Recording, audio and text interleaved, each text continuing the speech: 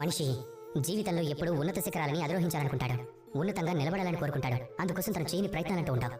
ఎన్నో పథకాలు రచిస్తాడు, అలానే కుట్రలు పన్నుతాడు, ఎవరినైనా అర్థిస్తాడు, సహాయాన్ని కోరుకుంటాడు. ఇన్ని రకాలుగా శ్రమపడినప్పటికీ మనిషి కోరుకున్న శిఖరాలని అతను చేరుకోలేకపోవచ్చు.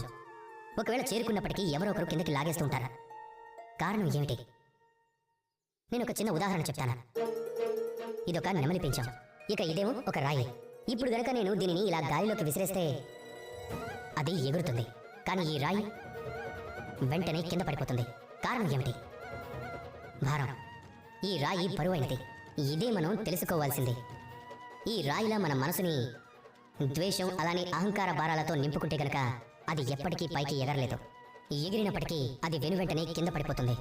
కనుక మనసులోని భారాన్ని తగ్గించుకోండి. క్రోధావేశాలను మీ మనసు నుంచి విడిచిపెట్టండి. ఆ తరువాత గాల్లోకి ఎగిరి చూడండి. ఉన్నత శిఖరాలపైకి చేరుకోగలరు.